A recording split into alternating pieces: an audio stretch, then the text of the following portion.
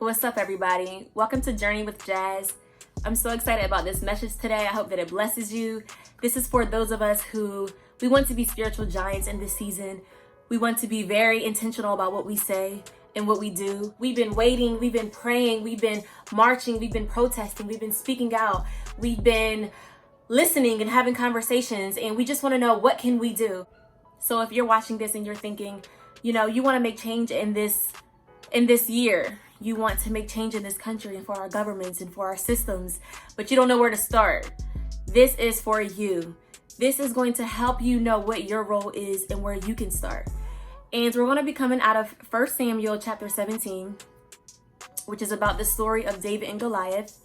And this story is very popular. Everybody knows about it. And I think it's amazing just how different speakers can pull out different themes from this story. And that's what we're going to do today, because David was a spiritual giant. He was a spiritual giant. And he fought a giant, Goliath, but he was a giant himself spiritually. And we're going to break down how you can be a spiritual giant all the way in 2020. So let's bring the story of David and Goliath into 2020. So there are 5 things that I noticed in this story that stood out to me of traits of a spiritual giant. And the first thing is, know who you serve. So David served his dad. He was a shepherd for the sheep. He protected the sheep. He did a lot of things on his dad's farm, in the fields, in the yard. He was like a yard guy, a handyman for his dad. And so he served his dad, but he also serves the Israelites army under King Saul. So he did that as well. He had allegiance to Saul. But ultimately, he served God. That was where his ultimate allegiance was. And as we'll see, that's what got him in the fight with Goliath in the first place.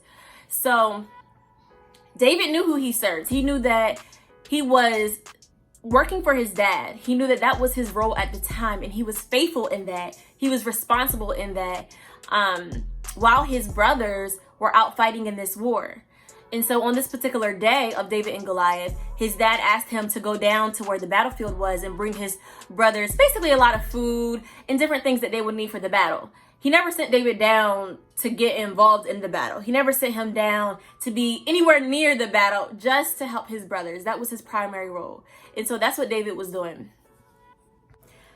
So I think it's important that David knew who he served, because when he encountered this fight with Goliath, he was serving his dad. He was doing what his dad had asked him to do. It wasn't like he was wandering. It wasn't like he was sneaking around. His brother accused him of just trying to see what was going on and having ill intentions. But that's not what it was. He was doing what his dad told him to do. And so when his brother said, who's tending the sheep? Why are you down here? When you're not supposed to be here, you're supposed to be tending the sheep. Little did his brother know, his dad had asked him to come down there to serve them, to help them. And then also, David had left somebody responsible back with the sheep. So that just goes to show how David's character was. And it also goes to show that David knew who he was serving. And him coming down there to the battle with the Israelites and the Philistines shows that he was only there for his dad and under his dad's directions. It's important to know who you serve, because in your serving, you're going to be in the right place at the right time. In your serving, you're going to get the experience that you need. You're going to get the intellect that you need, the expertise that you need. In your serving, you're going to learn how to be faithful and punctual, and how to do things right, and how to be detail oriented. In your serving, you're going to build your skills, and you're going to be able to help people. That's the biggest thing, is that you're serving somebody. You're serving a particular cause. And if you don't know who you serve, you're misguided, because your philosophies and ideals and the way that you think is coming from everywhere. If you think about it, if you serve the government, okay, so are you a politician, or are you thinking a Republican way or a Democratic way? If you serve your husband or wife, are you thinking like them, where you don't have thoughts for yourself? Are you putting your allegiance to them over God, where you're putting your significant other before God? You have to know who you serve, because that is going to drive your thoughts. That is going to drive your actions. That's going to drive your speech. And so David knew that he served his dad, but ultimately he knew that he served God. I know that I serve God. So I know, in the midst of everything that's going on in my life, or in the midst of everything going on in my family, my community, my country, my allegiance is to God. I may respect the law. I may honor my mother and father. I may be a wife that is meek and humble and submitted to her husband. I may do all those different things, but ultimately my allegiance is to God. And so the way that I talk, the way that I walk, the way that I act should reflect God. Does it always do that? No, because I'm human. I fall short. I get attitudes. I do this, I do that. I say things I don't mean. Yes. But I am walking forward to serve God. David was walking forward to serve his dad. When he got there, what did he do next? He got educated. So David was serving his dad when he approached the camp. When he got there, he started asking the men questions about what was going on, who Goliath was, what was he saying, and what the reward would be for those who defeated him. He was ridiculed for asking questions, accused of being out of place and having bad intentions, but he still got educated. And that's what's important. When he approached the battlefield, he was asking questions. What's going on? Who's this guy that's talking against God's army? Y'all letting him just sit here and come at y'all like this? Y'all letting him just sit here and talk about God's people like this? You're letting him sit here and say that nobody in God's army can beat him? Who is this guy? What is going on? He got educated. And in this point in time, that's what we have to do. Get educated. Yes, do your research. Yes, figure out what happened in the 1930s and 40s and the 1800s and everything that dealt with slavery and our rights. Go ahead and get educated. Also, ask the people around you, how do you feel? What's your perspective? Listen. What are people in these, what are these government officials saying? What are politicians saying? What are church leaders saying? What are psychologists and people in other professions? What are lawyers saying? Get educated and get your information so that you know what's happening. And I think a lot of people are speaking quickly and they're jumping on different boats and jumping to different conclusions without even getting educated, without even hearing other people, without even ascertaining the facts. As a lawyer, before you even start a case, before you even do anything, you need to know what happened. You have to get educated. Many people are showing up to battles and don't even know who they're fighting. They don't even know what they're fighting. They're sharing their opinions, they're speaking on topics and ridiculing other people when they haven't even gotten all their information. Who are we fighting? Is it equality? Is it justice? Is it fairness? Is it people? Is it systems? Is it governments, values, histories? What is our goal? What are we trying to reach? When you aren't asking questions or listening or trying to understand, you're speaking without knowledge. You're speaking without knowledge. You're ignorant and you're fighting the wrong battle. You don't even know what battle you're fighting because you're speaking on something that you don't know about. And obviously you can't get every single fact and every single opinion and go learn every single thing that has happened or that is happening. But are you educating yourself enough to know what your specific goal is, to know what you're working towards?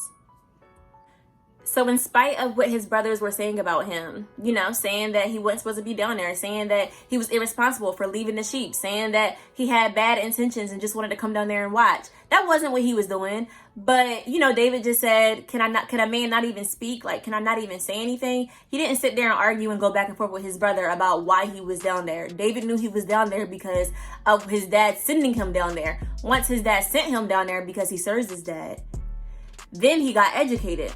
After he got educated and knew what was happening, that there was a Philistine, a man named Goliath, saying that nobody in the Israelite army could beat him, could touch him. After that, David develops a strategy. David knew he could defeat Goliath because he had a strategy. The same strategy that works in the fields with the lions and the bears was going to work on Goliath. David had already been killing lions and bears and all these different animals to protect his sheep. He was already doing that with a slingshot and a stone. So he already had a strategy on defeating giants. The same God that was with him then was going to be with him now. When Saul told David that he wasn't qualified, he said he was too young. He said he was inexperienced. David didn't even argue to it. Instead, David just told Saul what his strategy was. David told Saul that I've been killing lions and bears and all these other giants in the fields all these years. I know that I can defeat this giant. David had more than any of the other Israelites because he had a strategy. They had experience. They had time. They knew how wars worked. They knew how battles worked. They'd been fighting the Philistines. Yet David had more than them because he had a strategy. David had more than them because he had confidence. So what is your strategy? What is your goal? First, you have to educate yourself and see what's going on so you can ascertain what your goal is. Once you've gotten educated and you've established the goal, next, what is your strategy? What have you been doing over the years that has equipped you to defeat your giant? What have you been trained to do? What have you been taught? What are your experiences? What are your skills? What are your talents that are going to help you defeat this giant? Use that strategy. You don't need a sword or a spear just because everybody else has one.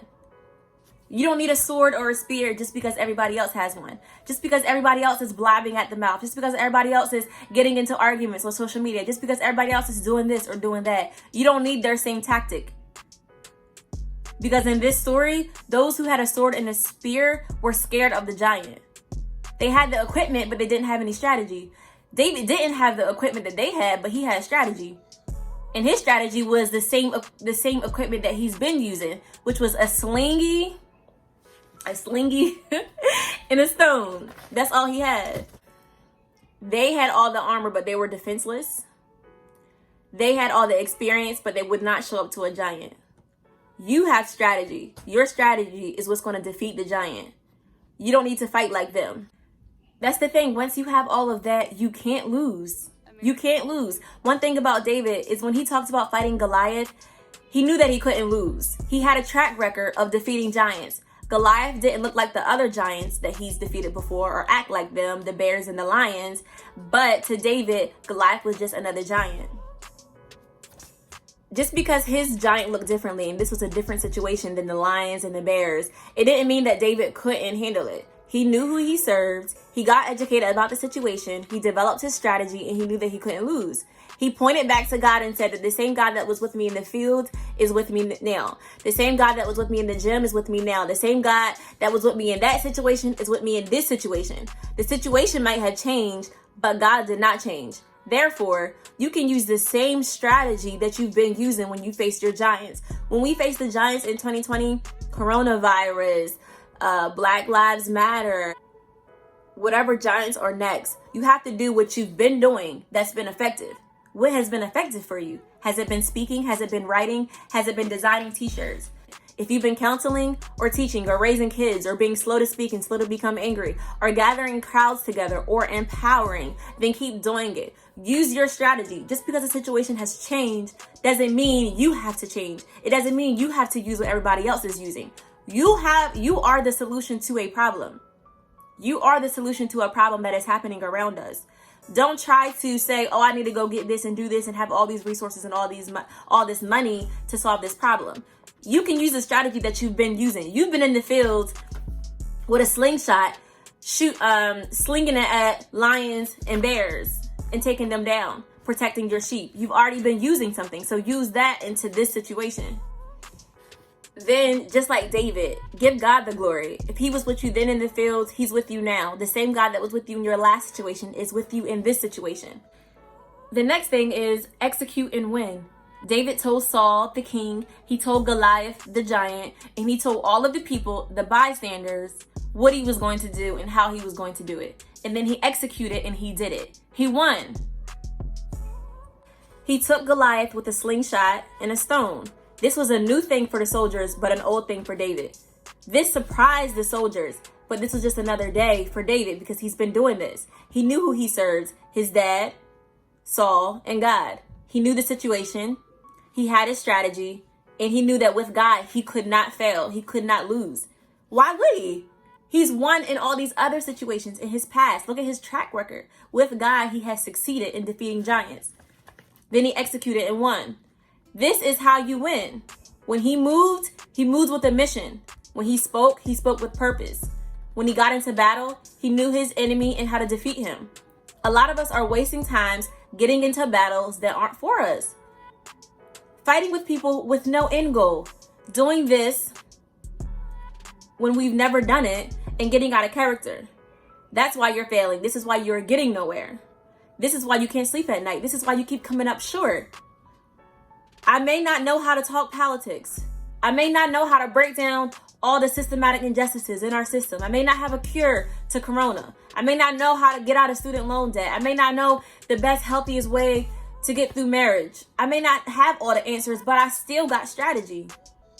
I know how to share the gospel about love and kindness and justice and mercy. I know how to build up and encourage. I know how to rally people together for a cause. I know how to point people to the direction of hope and freedom. I got strategy. I'm going to keep doing what I've been doing to defeat this giant. I know who the enemy is. The enemy is the devil, and he walks around prowling, seeking someone to devour. He works through the minds and hearts of people to devour, to deceive, to destroy, to distract. That's why I'm fighting. That's who I'm fighting against. I don't need a spear or a sword. I don't need to get into battle with people or their theologies or their opinions or perspectives. All I need is to proclaim the word of God over our city, over our nation, over our region, over our families, over our communities, over our police force, over our judicial system, over our thoughts, over our words, over our depression, over our anxiety, over our division, over our money, over our debt, over our sickness, over our world. That is my strategy, proclaiming the word of God, going back to the promises of God, going back to the things that God has said in his word. It still stands. It's still truth. Just because it's been watered down with politics and even religion doesn't change it. That's what I know how to do. That is my strategy. So that's what I'm going to do during this time to defeat this giant. What's your strategy? If you want to be a spiritual giant in 2020, know who you serve, educate yourself, develop your strategy, know you can't lose, execute, and win. Thank you guys for joining me. Thanks for tuning in to Journey with Jazz. Real quick, I want to do this try on haul for Even You Ministry. Right now, I have on a priceless tee. This is the front. Let me show you the back.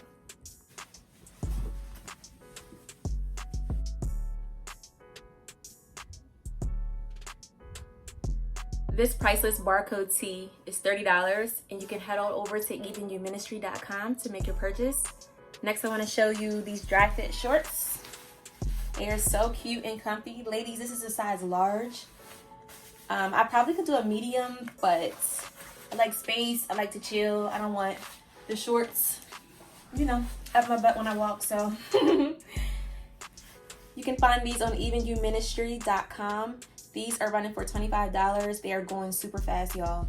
Go ahead and grab yours. This is a nice, cool summer fit for the spring term summer collection. So go check it out. Thank you guys for joining me today. Until next time, become the spiritual giant that your family, that your community, that your country needs. See ya.